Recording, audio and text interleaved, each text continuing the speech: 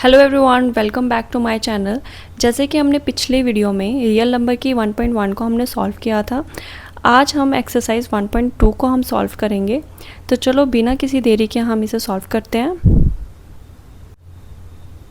तो चलिए स्टार्ट करते हैं फिर क्वेश्चन नंबर 1 से। क्वेश्चन नंबर 1 क्या बोलता है? Prove that root 5 is irrational, कि हमें ये प्रूव करना है कि रूट 5 जो है वो इरेशनल है कि नहीं। मतलब वैसे तो इरेशनल ही होता है, बट कैसे होता है हमें ये प्रूव करना है। तो ठीक है, हम सॉल्व करते हैं क्वेश्चन नंबर जो 1 है उसको। ठीक है, मान लो लेट्स सपोज कि जो रूट 5 जो है वो एक रैशनल नंबर है। ठीक है, रैशनल नंबर हम इसको सपोज कर लेते हैं। ठीक है, इसका मतलब है कि इसे हम a बाई बी के फॉर्म में लिखना पड़ेगा हमें। ठीक है, जहाँ a और जो b जो है वो किसके बराबर होगा? वो इंटीजर्स होंगे। a और b जो है वो इंटीजर्स होंगे, हमें इसकी फॉर्म में इसे लिखना पड़ेगा। तो हमें इसका कॉमन फैक्टर जो है वो हमें इसको नहीं लेना पड़ेगा। मतलब इसका जो HCF होगा वो किसके बराबर हम लेंगे? a। ठीक है, और जो b जो होगा is not equals to zero. क्यों? जैसे कि हमने पढ़ा था कि रैशनल नंबर क्या होता है, जो a और b की फॉर्म में होता है। ठीक है, और a और b जो होता है वो इंटीजर्स होता है, और इसकी जो b फॉर्म जो होती है वो is not equals to zero. मतलब अगर ये जो b जो होगा वो ज़ीरो के बराबर नहीं होगा, मतलब यहाँ पे ज़ीरो नहीं होना चाहिए। मतलब यहाँ पे कुछ ना कुछ तो होना ही चाहिए, मतलब कुछ ना कुछ तो यहाँ पे डिजिट होना चाहिए, तभी जाके ये रैशनल होता है। ठीक है, तो मान लो अब रूट 5 जो है वो किसके बराबर हो जाएगा? a by B. अब दोनों साइड का अगर हम स्क्वायर करते हैं तो क्या आता है देखते हैं। तो अगर हम इसको क्या करते हैं, स्क्वायर करते हैं, तो a बाई बी, तो देखिए इससे 2 जो है वो, सॉरी ये रूट भी था, यहाँ पे रूट के साथ कैंसिल हो जाएगा, तो जिससे ये क्या आ जाएगा? 5 इक्वल्स टू a का स्क्वायर और b का स्क्वायर। ये जो a है 2 है वो a के साथ भी मल्टीप्लाई होगा और b के साथ भी। ठीक है, तो अब ये जो b जो है वो इसके साथ क्या हो जाएगा? इसके साथ मल्टीप्लाई हो जाएगा, तो आ जाएगा a का square equals to 5b। Then b, अब देखो b का स्क्वायर भी था, सॉरी, तो b का स्क्वायर यहाँ पे भी आएगा। इससे पता चलता है कि a स्क्वायर 5 जो a स्क्वायर 5 जो है वो इससे डिवाइड हो रहा है। a स्क्वायर जो है वो 5 से क्या हो रहा है? डिवाइड हो रहा है, इसीलिए a भी 5 से डिवाइड होगा। तो मान लो अगर a जो है वो 5k के बराबर है। ठीक है, जहाँ k भी इंटीजर ही है, जो k होगा वो भी इंटीजर ही होगा। अब इस वैल्यू को हम इक्वेशन में अगर हम पुट करते हैं, अगर हम इस वैल्यू को a की जो वैल्यू है इसको अगर हम इस इक्वेशन में पुट करते हैं तो क्या आता है? 5k का स्क्वायर हो जाएगा।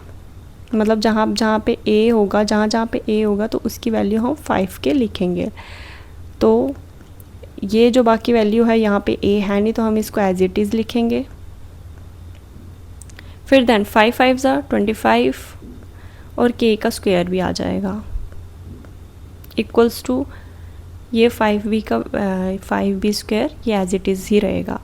फिर देन अगर हम ये वाला स्क्वायर, अगर हम इसको सॉरी ये अगर हम 5 5 1 5 5 5 25 होता है, तो हम इसको ऐसे लिख देंगे 5k square is equals to b square.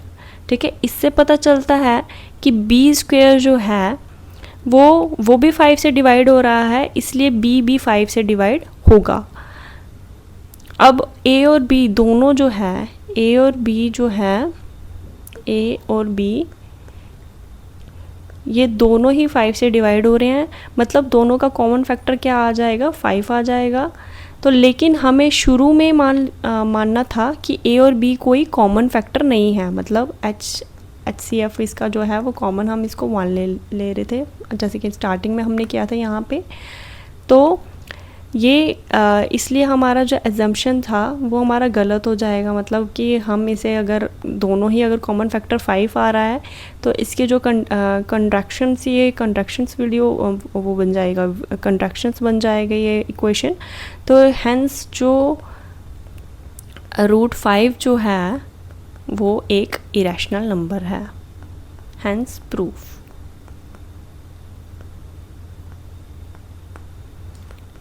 Hence proof.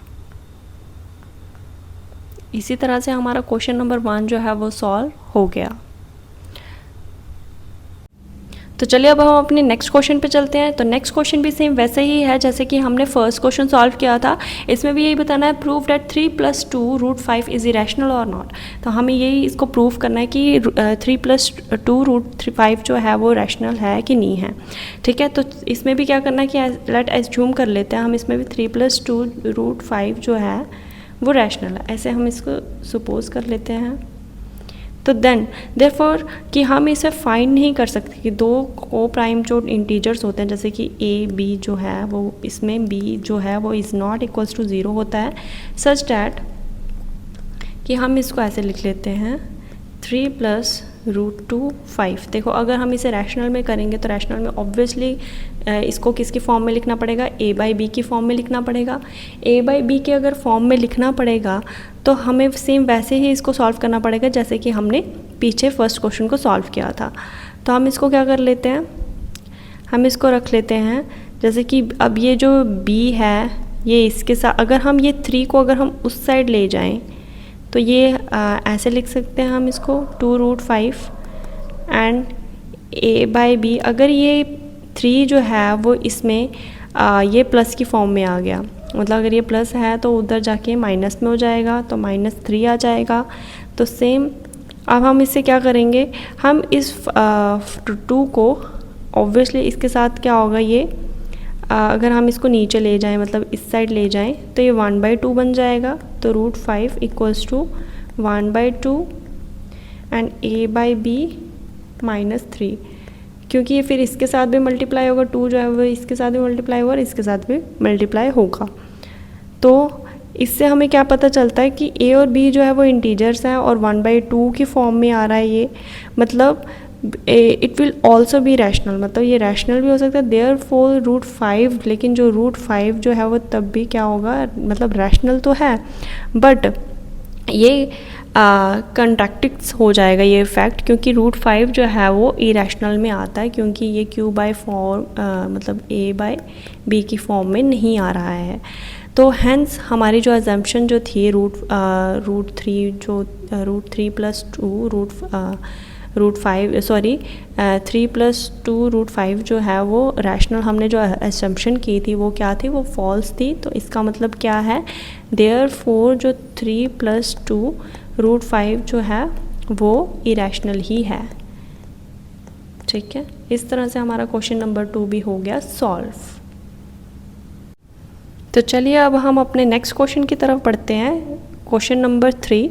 Question number 3 भी सेम वैसा ही है, prove that the following are irrationals. अब हमें इसमें ये तीनों जो पार्ट हैं वो हमें प्रूव करना है कि ये तीनों इरेशनल्स हैं कि नहीं हैं।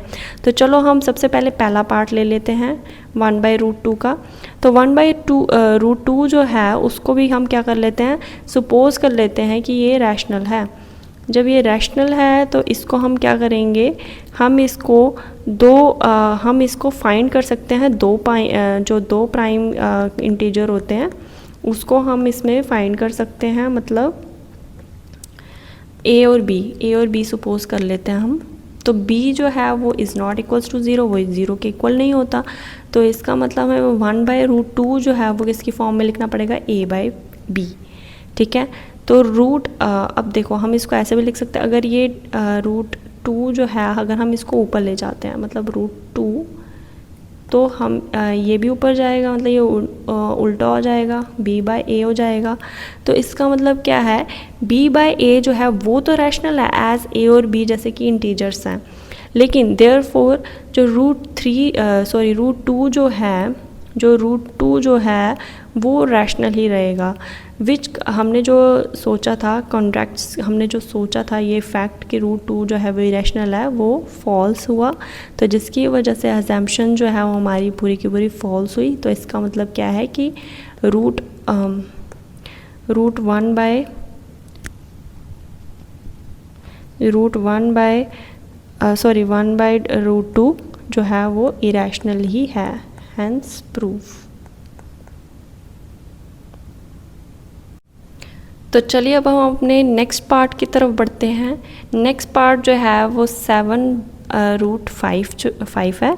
तो इसको हमें क्या करना है, इसको भी सेम वही हम एश्यूम करेंगे कि ये रैशनल है, इसको हम एश्यूम करेंगे। देयरफॉर हमें अगर हमने इसको एश्यूम किया है कि ये रैशनल है, तो हमें इसके दो को प्राइम इंटीजर्स जो है वो निकालने पड़ेंगे। तो दो को प्राइम इंटीजर जो है वो a बाई बी ले लेंगे, मतलब b जो है वो इज़ नॉट इक्वल्स टू 0 होना चाहिए।